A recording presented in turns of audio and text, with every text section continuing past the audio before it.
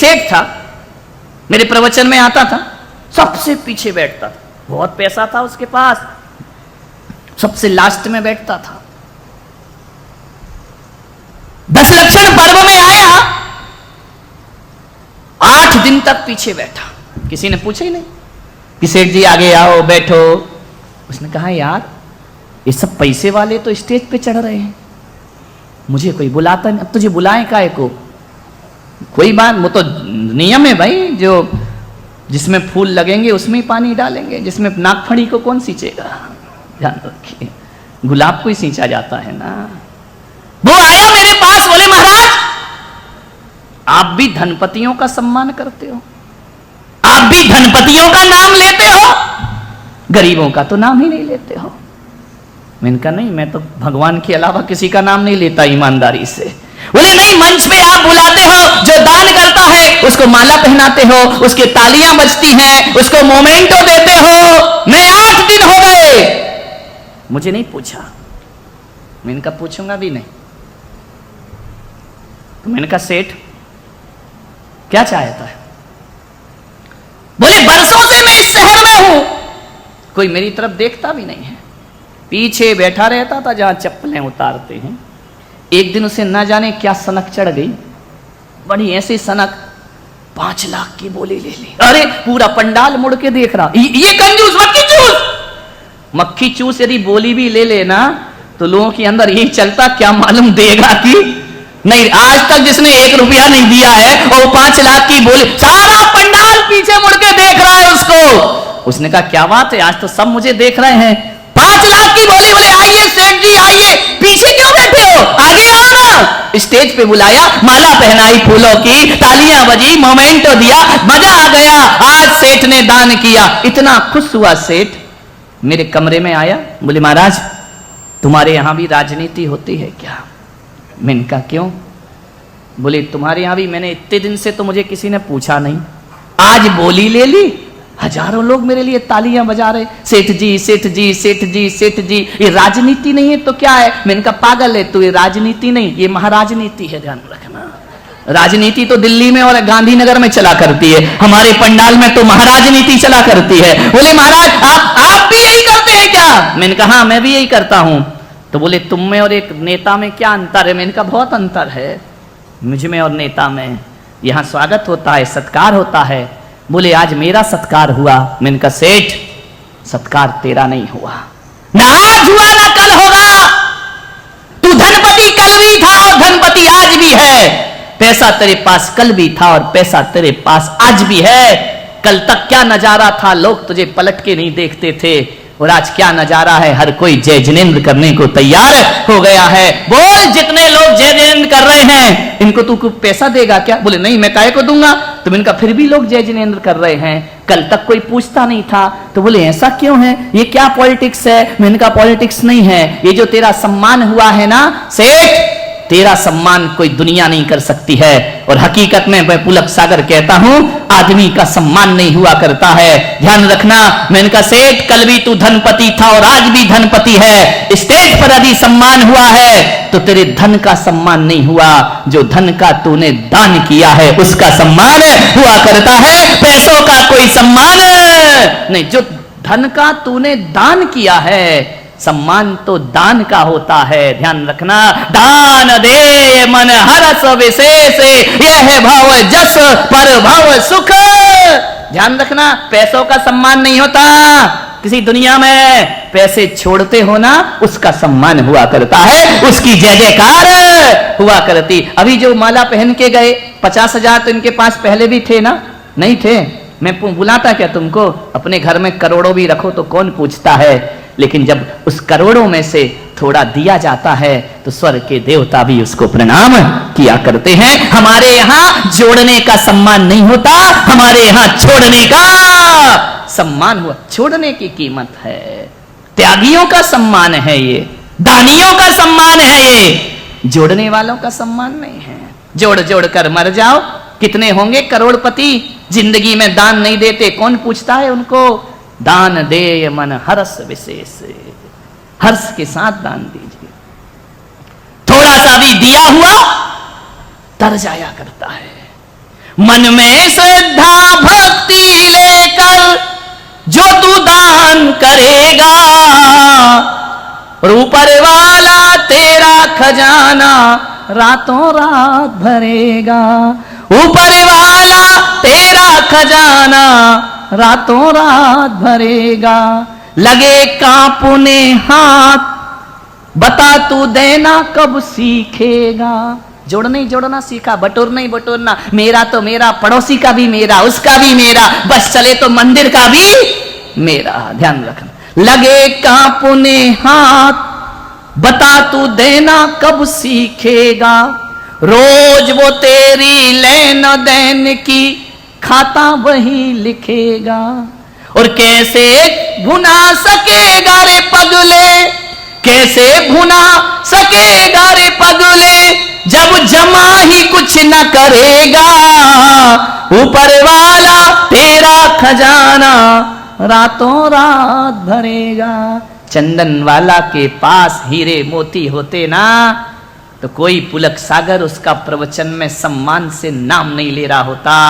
चंदन वाला के पास अपार दौलत भी होती तो धार्मिक पुस्तकों में उसका नाम नहीं आता। लेकिन चंदन वाला जब भूखी रहकर किसी महावीर को आवाज लगाती है और कहती है कि आओ प्रभु, जब तक दूंगी नहीं तब तक ग्रहण नहीं करूंगी। ध्यान रखना, उसका नाम अमर हुआ करता है जो लेने से पहले देना सीखा करता है। मान्यवर, मुनि को भोजन दे फिर निज करई आहारे। शास्त्रों में ये लिखा है, जब तक मुनि का आहार नहीं हो जाए भोजन नहीं करना। हमारे यहाँ तो नाश्ता करके आते हैं लोग, खा पी के चलो, हे स्वामी मन शुद्धि वचन शुद्धि, चल बड़ा पाव खा के आया, मन शुद्धि कर गया है। ध्यान रखना, विचार करना, जब तक मुनि का आहार ना हो जाए श्रावक भोजन नहीं करता है। ध्यान रखिए। कैसे अभागे घर हैं कि आपके यहां मुनि आए और आपके दरवाजे बंद हो। आपके शहर में मुनि आए, आपके घर उनके चरण ना पड़े। अभागे लोग हुआ करते हैं। ध्यान रखना, संत चरण जहां पड़ जाएं वो घर घर नहीं रहता, वो पूजा का स्थान हो जाया करता है। ध्यान रखिए, वो मंदिर हो जाता है। किस काम की दौलत एक संत की क्षुधा ना मिटा पाए? किस काम का वो पैसा कि एक संत तुम्हारे यहां भोजन को ना आए? साईं इतना दीजिए जामे कुटुंब समाए, मैं भी भूखा ना रहूं साधु न भूखा जाए। ध्यान रखिए मान्यवर, घरों में चरण संतों के पड़। 16 तारीख से तैयार हो जाइए, मैं भी तैयार हूं, तुम भी तैयार। विचार करिए, संत चरण ना पड़े घरों में, घर बेकार हुआ करता है। मान अतिथि बनकर संत ना आए। एक बात याद रखना, कामी भोगी को कितना भी खिला देना, ये आ रहा ना, अभी पारना होगी, इनको खिलाओगे, खाओ लोगों को।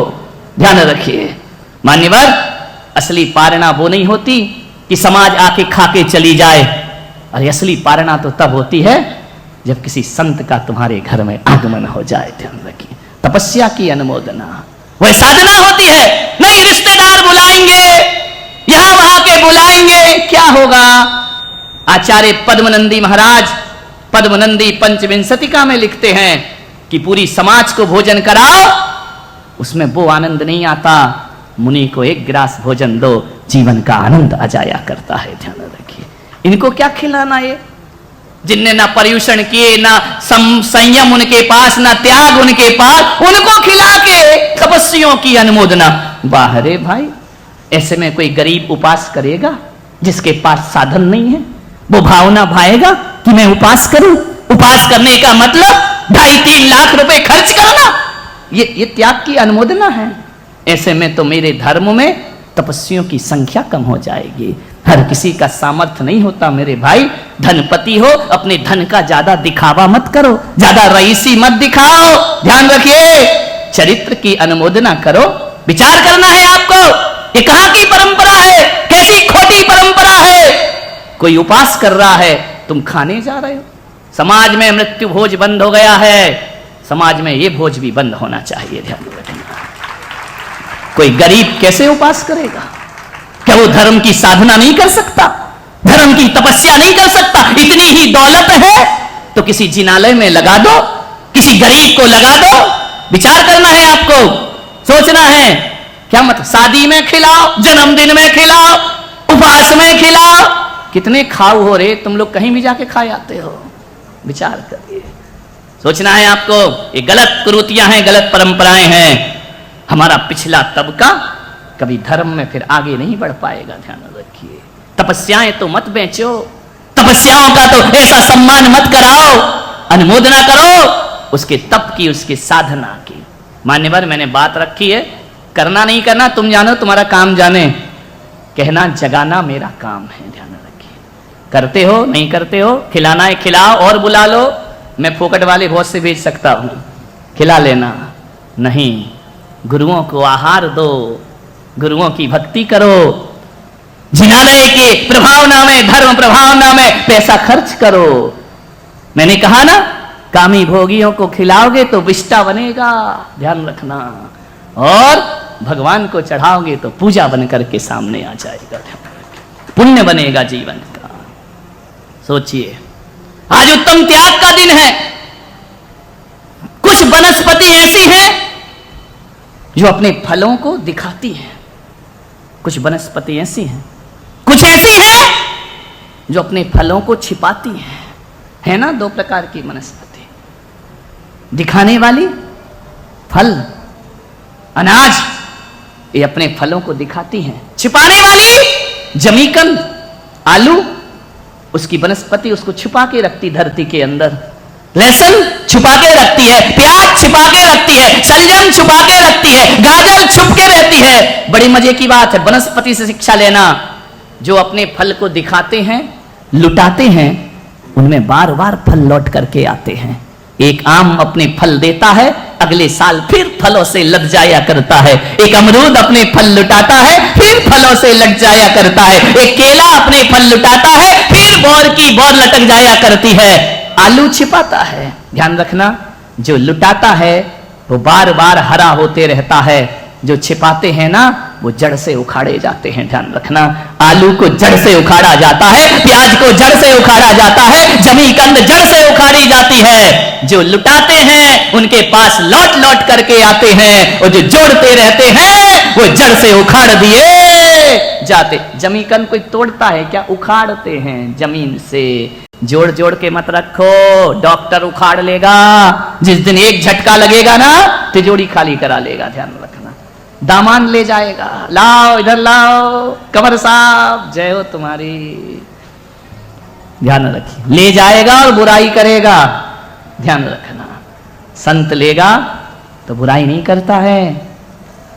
जब संत के आहार होते हैं ना तुम्हारे घर में, वो आहार के बाद भक्ति पढ़ता है, काय उत्सर्ग करता है, सिद्धों की आराधना करता है, और एक ही दुआ करके आता है कि जिसने मेरी साधना की भूख मिटाई है, हे भगवान, इसके घर में अन्न के दाने की कभी कमी नहीं पड़ना चाहिए, ध्यान रखना। इतना बड़ा आशीर्वाद संतों का मिला करता है। आपसे मेरा निवेदन है, दान भोग और नाश, दान करो, भोग करो, नहीं तो नाश ऑटोमेटिक हो जाएगा, करने की जरूरत नहीं, अपने आप बर्बाद हो जाता है। दान भोग और नाश, पहली पीढ़ी धन कमाती है, दूसरी भोगती है, तीसरी बर्बाद कर देती है। इसके लिए जीते हो।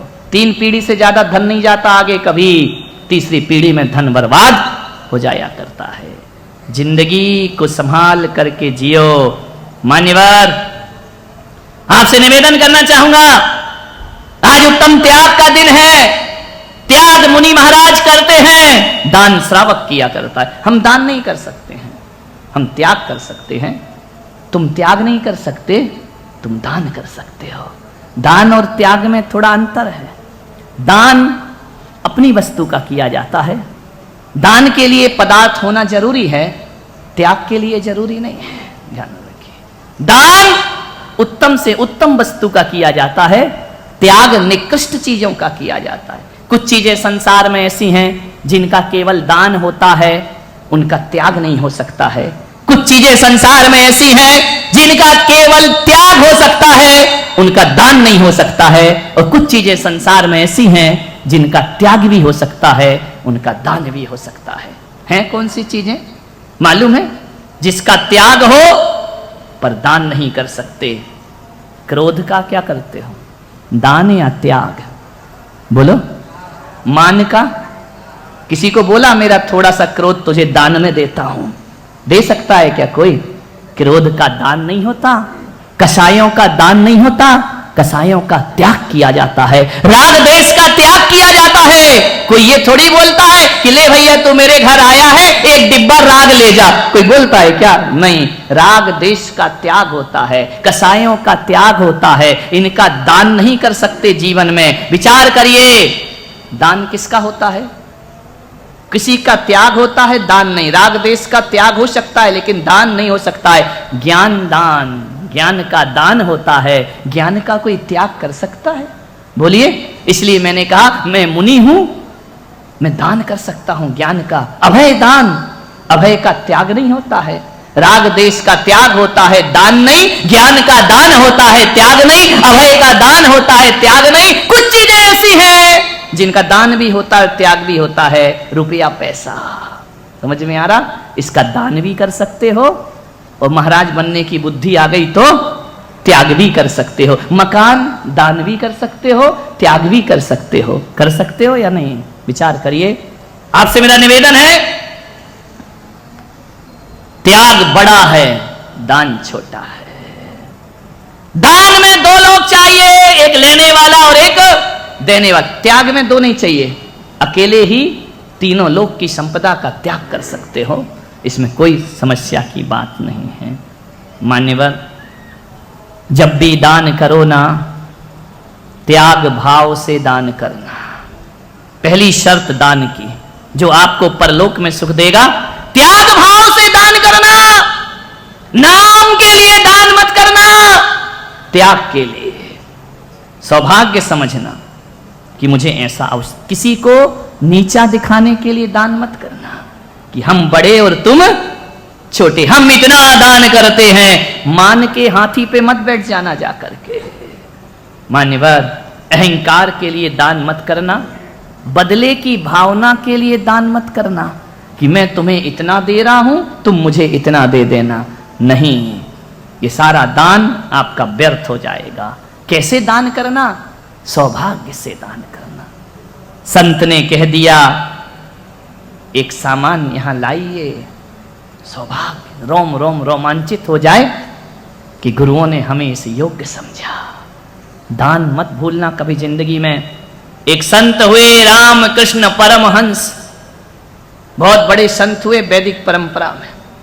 वो एक दिन भिक्षा लेने निकले, एक बुढ़िया के पास पहुंचे।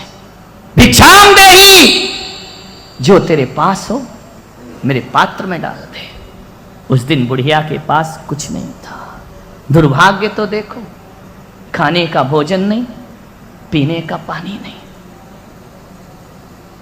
रामकृष्ण ने कहा कि माता, जो तेरे पास है मेरे पात्र में डाल, ये संत तुझसे मांग रहा है।